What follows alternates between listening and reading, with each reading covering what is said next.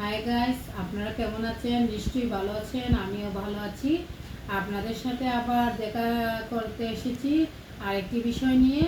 আপনারা দেখতেই পাচ্ছেন আমার সামনে একটি ফ্লিপ চার্ট রয়েছে। সেখানে মা ও শিশুর স্বাস্থ্য পুষ্টি নিয়ে কিছু সম্পর্কিত আলাপ আলোচনা রয়েছে। আমি এই পর্যায়ক্রমে একটা বিষয় নিয়ে আপনাদের সাথে শেয়ার করব। ভালো লাগলে আপনারা দেখবেন আর অন্যদেরকেও সাহায্য করবেন এই বিষয়গুলো জানাতে। আমি আজকে যে বিষয়টি নিয়ে আলোচনা করব সেটি হচ্ছে আপনার অপুষ্টি ও দারিদ্রতার দুষ্টচক্র। দারিদ্র অপুষ্টি রূপ সংক্রান্ত চক্র, মানে আমরা একটা কিশোরী বয়স থেকে, একটা মেয়ে শিশু বয়স থেকে একবারে কিশোর অবস্থায় কীরকম থাকবে এবং এই শিশুটাই আবার একটা গর্ভবতী মা হবে। তাইলে একটু শুনুন। দারিদ্র অপুষ্টি রোগ সংক্রান্ত চক্র।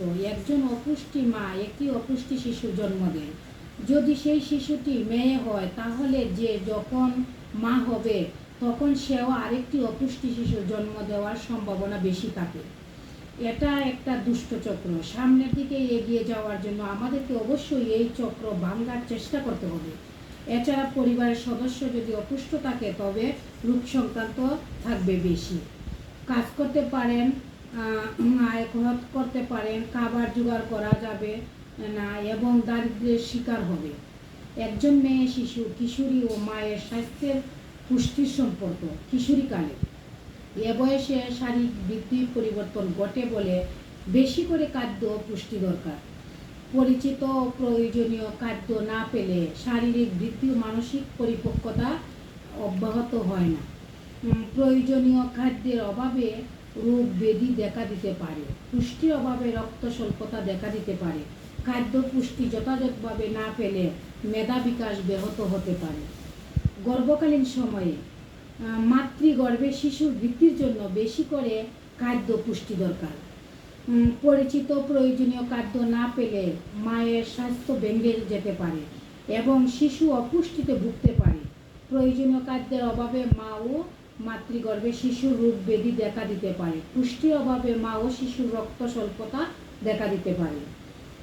প্রসবোত্তর সময়ে শিশুকে যথেষ্ট পরিমাণ বুকের দুধ খাওয়াতে হলে মায়ের বেশি করে খাদ্য পুষ্টি দরকার। পরিচিত ও প্রয়োজনীয় খাদ্য না পেলে শিশু মায়ের বুকের দুধ থেকে বঞ্চিত হতে পারে। প্রয়োজনীয় খাদ্যের অভাবে মা ও শিশু রোগ ব্যাধি দেখা দিতে পারে। পুষ্টির অভাবে মা ও শিশু রক্ত স্বল্পতা দেখা দিতে পারে। খাদ্য পুষ্টি যথাযথভাবে না পেলে শিশুর বিকাশ ব্যাহত হতে পারে। আর বেশি কিছু বলবো না, আজকে আমরা এইটুকু নিয়ে আলোচনা করলাম। আমরা এখন থেকে চেষ্টা করব যাতে মা ও বাচ্চার সুস্থতার জন্য একবারে কিশোরী বয়স থেকে, শিশুকাল থেকে বাচ্চাকে সঠিকভাবে পরিচর্যা, সঠিকভাবে খাওয়ানো এবং পুষ্টিগুণ মান ঠিক রেখে বাচ্চাকে খেতে দিতে হবে, যাতে ভবিষ্যতে তার একটা সুন্দর ভবিষ্যৎ আসতে পারে, সুন্দর একটা বাচ্চা, সুস্থ বাচ্চা জন্ম দিতে পারে। আমরা আর বাকিটা আলোচনা করব আগামী পর্বে। আজকে এখানেই শেষ। আমার ভিডিওটা যদি দেখে থাকেন দয়া করে সাবস্ক্রাইব, লাইক, কমেন্ট, শেয়ার করবেন। Thank you. আপনারা ভালো থাকেন, আমিও ভালো আছি।